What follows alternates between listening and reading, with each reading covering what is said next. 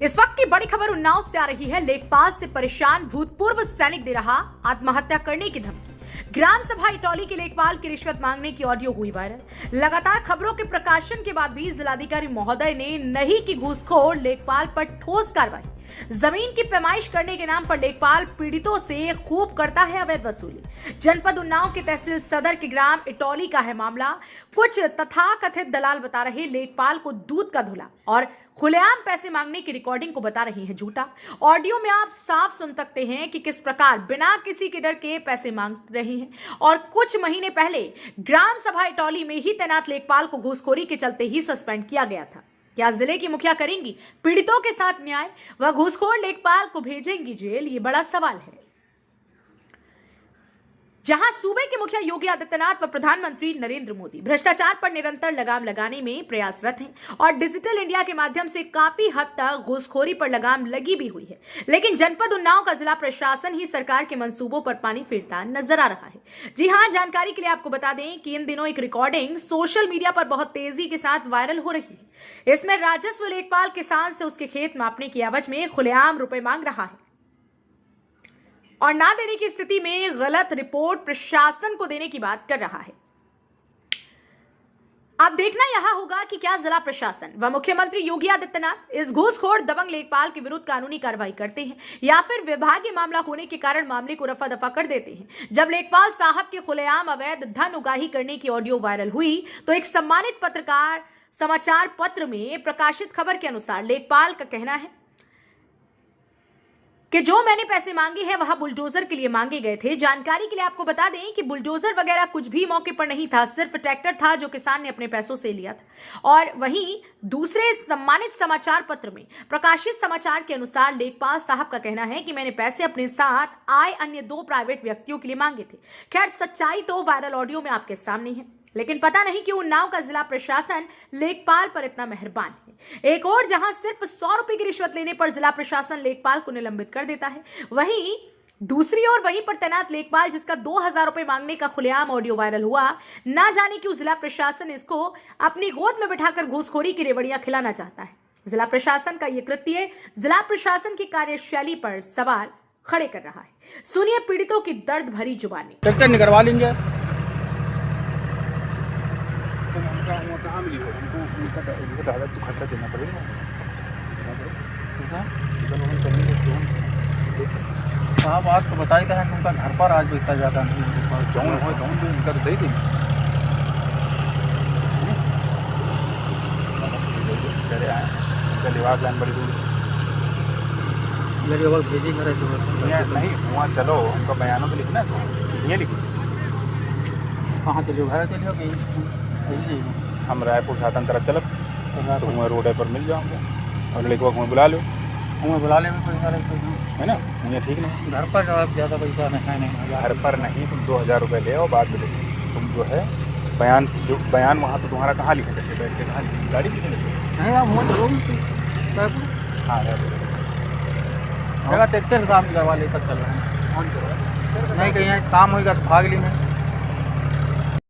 क्या नाम है चाची आपका? कहाँ की रहने वाली हैं आप? मामला क्या है आपका? मामला हमारा खेती का है। पप्पू तिवारी गंगा सागर हमारी जमीन पे कब्जा किए हुए हैं।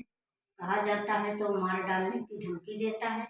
मैंने कई जगह थाना दिवस में, तहसील दिवस में और डीएम एसपी सबके यहाँ मैंने दरखास्त दी। 3 बार लखनऊ में दिया, कोई सुनवाई नहीं है। शासन प्रशासन कोई सुनवाई नहीं करता।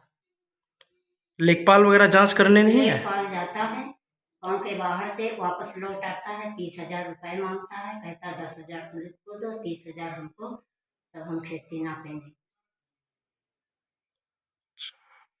अगर आपकी ज़मीन पे कब्जा नहीं छोड़ते हैं लोग तो आप क्या करेंगे? हम आत्महत्या कर लेंगे। हम बहुत परेशान हैं। आप कितने दिनों से एप्लीकेशन दे रही हैं तहसीलों में, थानों में? 2 साल से परेशान हैं, हम बहुत परेशान हो गए हैं। लेकिन आपके एप्लीकेशन पे कोई कार्रवाई नहीं की? सुनवाई नहीं। क्या ये लोग अन्य लोगों की भी ज़मीन पे कब्जा किए हुए हैं? 3-4 लोगों की जमीन पे कब्जा किए। वो लोग भी एप्लीकेशन इधर उधर दे रहे हैं? बहुत बड़ा गुंडा है वो, सबकी जमीन पे कब्जा किए। पप्पू तिवारी, धुनऊ, सुमेर, गुड्डू, ये 4 भाई हैं। ये चारों मेरी जमीन पे कब्जा।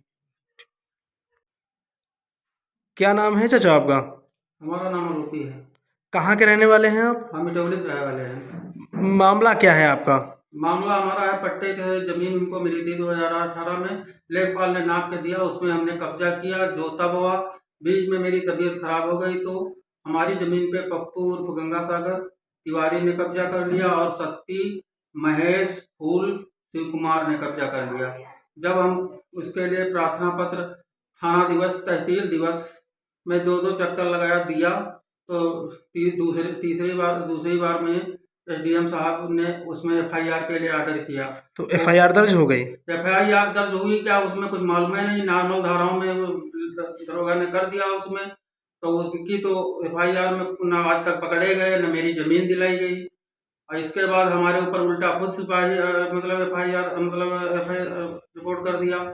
आप पे क्या रिपोर्ट कर दिया? अब साहब हम पढ़े लिखे नहीं, जानते नहीं, उसमें सिपाही गए थे दुआरे, दस्तखत करा ले गए, कहा कि जाइए एसडीएम कोर्ट में तुम्हारी पेशी है।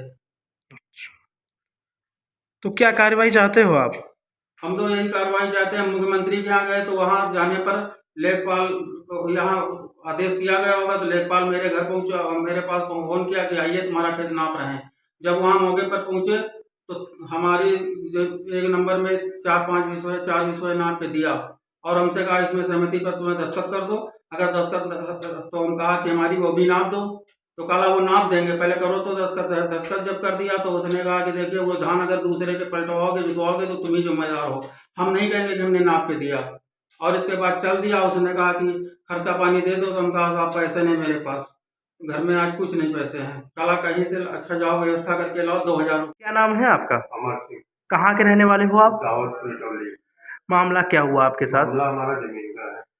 क्या मामला है जमीन का? जमीन का मामला है कि गुंडा और माफिया लोग मेरी जमीन पे कब्जा किए हुए हैं। क्या नाम है उनका? पप्पू तिवारी वो गंगा सागर, सत्ती पासी उनके पुत्रगण। तो इसकी शिकायत आपने कहीं नहीं की? शिकायत हमने तो सब जगह किया, थाने पे भी किया, जिले लेवल पे भी किया और मुख्यमंत्री दरबार में भी किया। तो कोई कार्रवाई हुई? कोई कार्रवाई नहीं हुई। मैं आर्मी का रिटायर आदमी हूँ, मेरे साथ ऐसा हो रहा है तो बाकी लोगों के साथ क्या होगा? तो क्या इन लोगों ने अन्य भी लोगों की जमीनों पे कब्जा किया हुआ है? हाँ, कई लोगों की जमीनें गांव में जोत रखी हैं, लेकिन कोई कार्रवाई नहीं होती? कोई कार्रवाई नहीं हुई। अगर कार्रवाई नहीं होती है तो आप क्या करेंगे? कार्रवाई नहीं होती है तो हम जाके और एक बार अधिकारी से कहेंगे, नहीं उसके बाद अपना जीवन समाप्त करेंगे।